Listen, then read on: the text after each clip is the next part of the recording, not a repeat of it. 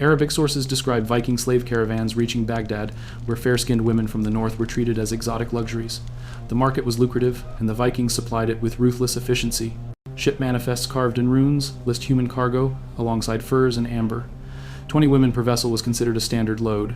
Human trafficking was not incidental to Viking power. It was central to it. The infrastructure of slavery left fingerprints across the map. Every major Viking town had holding facilities. Every port had processing centers. The economy of the Norse world depended on forced labor, and female forced labor in particular. Their bodies were not only exploited but transformed into a form of currency that could be moved, exchanged, and consumed. To walk through modern Dublin today is to tread on top of that hidden industry. Beneath the streets lie the post holes of warehouses where women once cried out, the rusted chains that closed around their ankles, the bones of those who did not survive long enough to be sold. The city's prosperity was built on their silence. The sagas glorify voyages across storm-filled seas, but rarely do they mention the human cargo crammed into the dark hulls of ships, shackled in rows, breathing the same stale air for weeks. The truth is written not in poetry, but in the stains of blood on stone and the hollow sockets of skulls dug from shallow graves. The Viking Age was not only an age of exploration, it was an age of organized suffering, mapped and monetized with terrifying precision. In 914, Irish forces briefly retook Dublin from the Norse. In the winter camp of 873 to 874, archaeologists uncovered 249 skeletons. Only 63 were female. The imbalance is striking. Women do not simply vanish from a community unless they are shipped away or destroyed. Isotope analysis of the bones shows many of the women were not local. They came from Ireland, Scotland, Wales territories, raided and harvested for captives. Those who died in Repton may have succumbed to disease or childbirth, but the unlucky ones disappeared into the slave networks that pulsed through Dublin and York.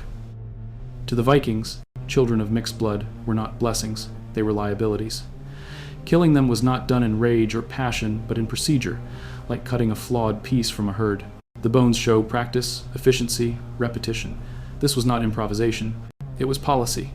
When you stand before the glass cases in museums today and see those small skulls, you are looking at the remains of an industry that measured worth in strength and obedience, that erased lives too fragile to be profitable.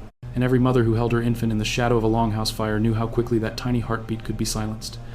By the middle of the 9th century, Dublin was no longer just a raiding harbor. It had become a processing center, a hub designed to turn human suffering into profit.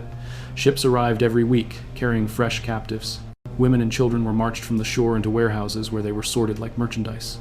Age, health, and beauty determined their price.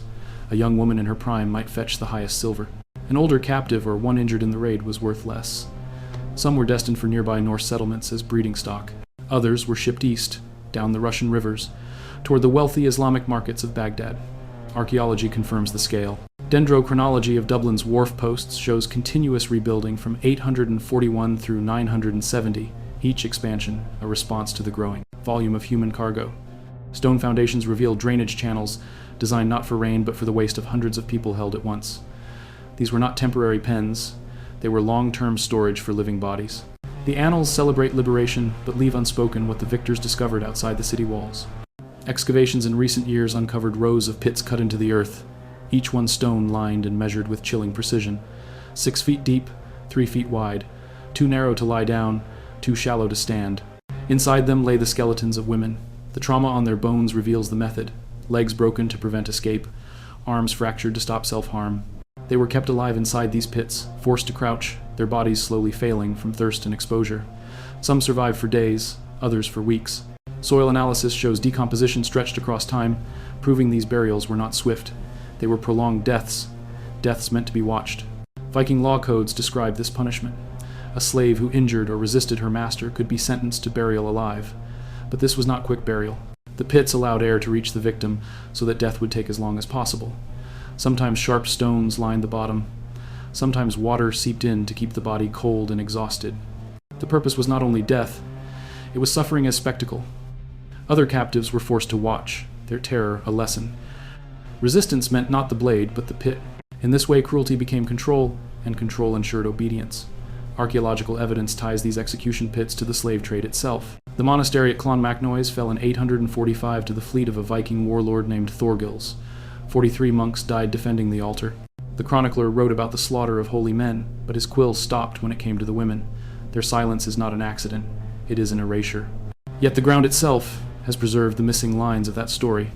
Archaeologists digging at Dublin's Wood Quay uncovered foundations that were not for houses, not for churches, but for warehouses.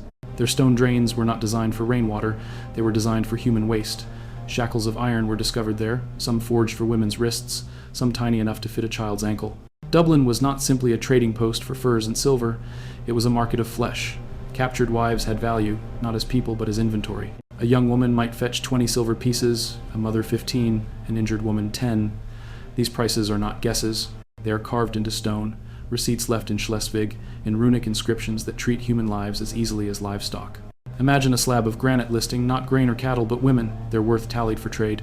The sagas will sometimes hint at plunder of silver chalices or golden crosses, but they will rarely speak of the women carried off. Yet, the archaeology does.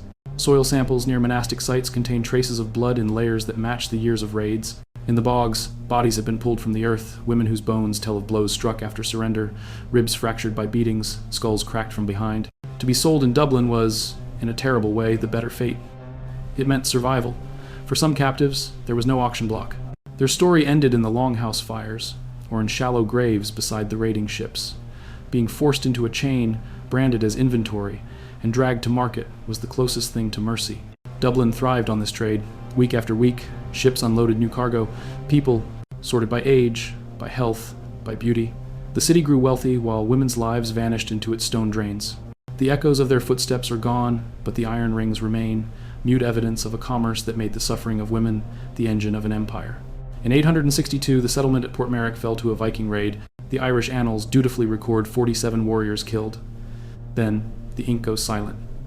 Nothing is written about the 53 women taken from the longhouses. Yet the bogs nearby have kept their testimony. Excavations uncovered 23 female bodies, all dated to the days immediately after the raid. Their bones speak clearly, defensive wounds etched into forearms, ribs shattered from repeated assault, skulls fractured from behind. These were not battlefield deaths. These were executions carried out after surrender. The violence followed a grim logic. The sound of battle has faded.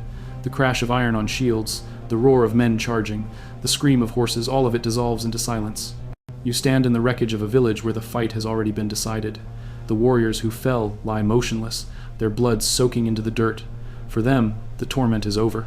But for the women left standing, the nightmare is only beginning. The sagas tell us about courage and glory. They whisper of heroes who crossed the seas and carved kingdoms out of fire and steel. But they are almost silent about what came after the battle ended. Silent about the wives waiting in the longhouses, about the daughters hiding in corners, about the mothers clutching their children. When the Vikings won, these women were not spared. They were not overlooked. They were the prize. What the Vikings did to them was worse than death. To understand it, you have to imagine the fear that comes when the axe is no longer swinging at you, but at the man you loved, and you realize the law of the conqueror is about to fall on you. Archaeology and ancient chronicles give us glimpses of this terror.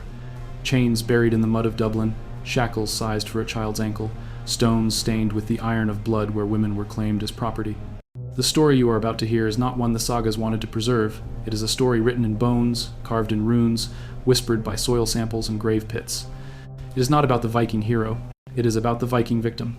Before we begin, if you value this kind of history, researched, documented, uncomfortable, but true, please subscribe. It is the best way to support this work. And leave a comment telling us from which city you are listening tonight. Now dim the lights, slow your breathing, and let us step into the silence after the battle, where the real horror begins. These herbs induced visions, confusion, and submission. The women chosen for sacrifice walked into death not fully aware of what awaited them, seeing illusions as their bodies failed. Perhaps their captors called this mercy. Perhaps it was only a cruelty more refined. To imagine the scene is to see fire consuming the pyre, smoke rising into the night sky, drums echoing as voices chant. The warrior's comrades believe they are sending him into the afterlife with honor. But for the women bound to his funeral, there is no honor. Only the erasure of their lives, swallowed by flames, remembered in silence. The saga writers never describe this. They glorify the warrior's death, not the girl's. Yet her bones remain in the charred layers of earth, an unburned truth that the flames could not fully consume. Winter of 907. The great army camped at Thetford, and the chronicles record the usual. Cattle stolen, churches burned, villages emptied. They do not describe what happened in the living quarters of the raiders, but the refuse pits do. Excavations have uncovered infant bones, dozens of them, discarded like unwanted scraps. These tiny skeletons carry fractures not from accident but from deliberate blows. Blunt force trauma to the skull, efficient and quick. These were not stillbirths, they were killings.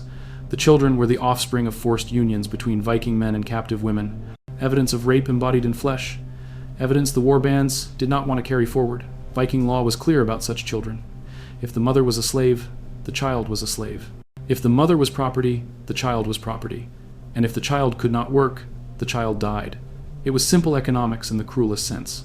This practice left visible gaps in population. The Domesday Book, compiled generations later, records villages in Yorkshire where women are almost absent, where demographic holes align precisely with known Viking settlements. These are not random absences. They are the echoes of lives cut short. Mass graves at Repton tell the same story. They were not hidden. They were positioned near markets, visible reminders of the price of defiance. Just as chains displayed ownership, these pits displayed dominance. The women who died within them became unwilling symbols, their silence enforced through agony. The sagas have nothing to say of these places, yet their stones remain, mute witnesses to a justice system built not on law but on fear. By the end of the 10th century, Viking power in England was crumbling. Settlements were falling, armies were pushed back, and defeat was inevitable. In that collapse came a final horror. At Repton, archaeologists uncovered a mass grave sealed in 986. Inside lay the remains of 236 women.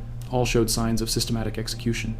Yet, isotope analysis revealed something startling. These were not captives from abroad, they were Norse women themselves. The methods of death matched those inflicted on slaves.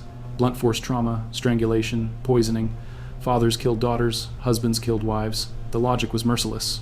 Better to die by familiar hands than fall into the grasp of the enemy. The same brutality once turned outward was now turned inward. The cycle closed upon itself. One skull carried a runic inscription carved after death. 3 words in Old Norse, better this way. Whoever cut those letters wanted the justification to be clear. Even in mass killing, they needed to believe they were right. The skull belonged to a girl of 12 or 14, born in Norway, brought to England as a child, executed by her own people to spare her the fate she would otherwise endure. The silence of the sagas on these events is deafening. Chronicles pass over the women, their voices buried with their bones. But the soil remembers. The evidence tells us what the stories would not. For centuries, the Viking world built its wealth, its laws, and its identity upon the suffering of women. They were treated as currency, as spoil, as sacrifice.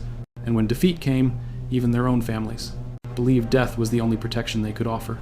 The question that lingers is not about Viking warriors. Their sagas are already sung. The question is, who remembers the wives and daughters whose lives ended in chains, in flames, or in silence? Their story is not one of triumph, but of erasure. Yet in the bones, in the scars, and in the runes carved upon a child's skull, their truth endures. Viking law and culture declared that a defeated warrior's wife became the property of his killer. The Old Norse word was kona, literally own woman. She was not a servant. She was not a concubine. She was a wife by conquest, and that marriage was sanctioned by law. The Gragas law codes of Iceland lay out the process in chilling detail.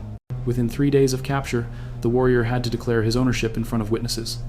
After that deadline, any other warrior could challenge him for the woman as if she were livestock at market. Her consent was irrelevant. Her voice did not matter. What did matter was that the marriage was legal and the children born from it legitimate. Rape was written into the statutes of the age. Imagine the cruelty of that timeline. 3 days after her husband's death, a woman stood before strangers, her fate decided by whoever shouted claim first. If no man stepped forward, she risked being fought over by others. To the Viking warband, this was order, this was law. To the woman, it was the destruction of every protection she had known.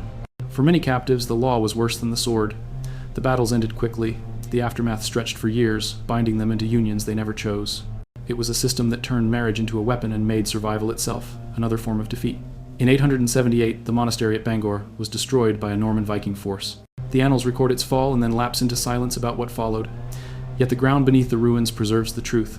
Layers of ash are filled with human bone, most of it female, arranged in deliberate patterns. These were not random killings, they were ritual sacrifices. For the Vikings, death was not only about plunder, it was also about passage. When a great warrior died, his belongings were burned or buried with him so he could carry them into the next world. His weapons, his horses, and sometimes his women. Wives or slaves did not accompany him by choice. They were offered as part of the funeral pyre. Ibn Fadlan, the Arab traveler who witnessed such a rite on the banks of the Volga in 921, wrote of a slave girl chosen to die with her master. She was intoxicated with strong drink, drugged with seeds of henbane to make her compliant, and then subjected to ritual violation before being strangled and stabbed. Her body was laid beside her dead master and burned with him on the pyre. Ibn Fadlan's account is singular, but archaeology confirms that his words were not exaggeration. Graves across Scandinavia reveal female skeletons with signs of strangulation, broken bones, and traces of drug residues in their teeth. The use of henbane and other plants was precise.